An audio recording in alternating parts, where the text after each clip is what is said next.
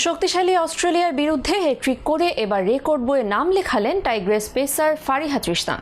অজিদের বিরুদ্ধে হতাশার ম্যাচে ফারিহার ইতিহাস গড়া হ্যাট্রিক নিয়ে চলছে জোর আলোচনা।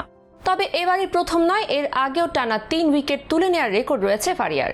আর এবার ইয়েলো আর্মিদের বিরুদ্ধে হ্যাট্রিক করে একাধিক রেকর্ড গড়েছে এই হ্যাট্রিক গার্ল। চলুন তাহলে দেখে নেওয়া যাক ক্যারিয়ারের দ্বিতীয় আন্তর্জাতিক হ্যাট্রিকের মাধ্যমে কোন রেকর্ডগুলো গড়লেন ফারিহা। সেই সাথে জানবো কেন অজিদের বিরুদ্ধে হ্যাট্রিক করেও আক্ষেপের আগুনে পড়ছেন ফারিহা।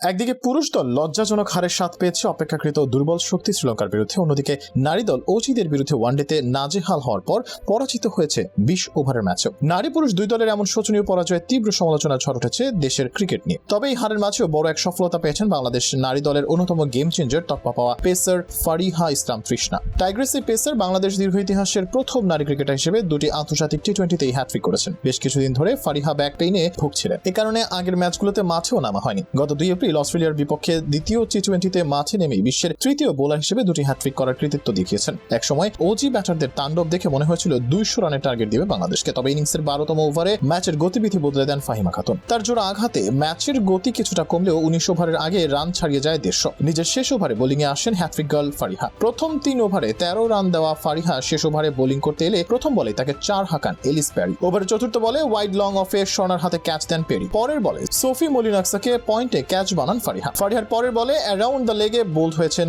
বেথ মুনি। আর এভাবেই নিজের হ্যাট্রিক পূরণ করেন ফারিহা। আর এই হ্যাট্রিকের মধ্য দিয়ে আইসিসির পূর্ণ সদস্য দেশগুলোর মধ্যে প্রথম এবং সব মিলিয়ে তৃতীয় বোলার হিসেবে আন্তর্জাতিক নারী টি20তে 2টি হ্যাট্রিক করলেন ফারিহা ইসলাম। এর আগে 2022 সালে মালয়েশিয়ার বিপক্ষে প্রথম হ্যাট্রিক করেছিলেন তিনি। মেয়েদের আন্তর্জাতিক টি20তে একাধিক হ্যাট্রিকের ঘটনা অবশ্য আরও আছে। উগান্ডার কনসালেট আয়ুকু নুমুঙ্গু ও হংকং এর ক্যারি চ্যানের আছে এই কীর্তি। বাংলাদেশের হয়ে ফারিহা ছাড়া হ্যাট্রিক আছে ফাহিমা খাতুনের। 2018 সালে সংযুক্ত আরব আমিরাতের বিপক্ষে হ্যাট্রিক করেছিলেন তিনি। তবে এমন পারফরমেন্সের পরও মন খারাপ নিয়ে সংবাদ সম্মেলনে হাজির হয়েছিলেন ফারিহা। গণমাধ্যমের মুখোমুখি হয়ে ফারিহা জানান প্রত্যাশা ছিল ভালো কিছু করার। অনেকদিন পর টি20 দলে ফিরেছেন, তাই নিজের ফেরাকে স্মরণীয় রাখতে দলকে কিছু দেওয়ার চেষ্টা করেছেন। তবে 4 উইকেট নিলেও আফসোস তো অবশ্যই আছে। দলের অর্জন বড় হলেই নিজের অর্জনের আনন্দটা বেশি হয় বলে দাবি করেন ফারিহা। দল জিতলেই আনন্দটা হয়তো আরো ভালোভাবে উদযাপন করা যেত। নিজের ব্যক্তিগত অর্জন থেকে তাই দলকেই এগিয়ে রাখছেন ফারিহা। ফারিহাকে 2021 সালের নভেম্বর মাসে বাংলাদেশ দলের জিম্বাবুয়ে সফরে ও 2021 নারী ক্রিকেট বিশ্বকাপ বাছাই পর্বের দলে তাকে অন্তর্ভুক্ত করা হয়। 2021 সালের 15 নভেম্বর জিম্বাবুয়ের বিপক্ষে তার একদিনের আন্তর্জাতিক ম্যাচে অভিষেক হয়। এরপর 2022 সালের জানুয়ারি মাসে মালয়েশিয়ায় অনুষ্ঠিত 2022 কমনওয়েলথ গেমস ক্রিকেট বাছাই পর্ব টুর্নামেন্টের বাংলাদেশ দলে তাকে অন্তর্ভুক্ত করা হয়। পরবর্তীতে মার্চ ও এপ্রিল মাসে নিউজিল্যান্ডে অনুষ্ঠিত 2022 নারী ক্রিকেট বিশ্বকাপের বাংলাদেশ দলে তাকে রাখা হয়। 2022 সালের অক্টোবর মাসে অনুষ্ঠিত এশিয়া কাপের দলে তাকে রাখা হয়। এরপর 2022 সালের 6 অক্টোবর মালয়েশিয়ার বিপক্ষে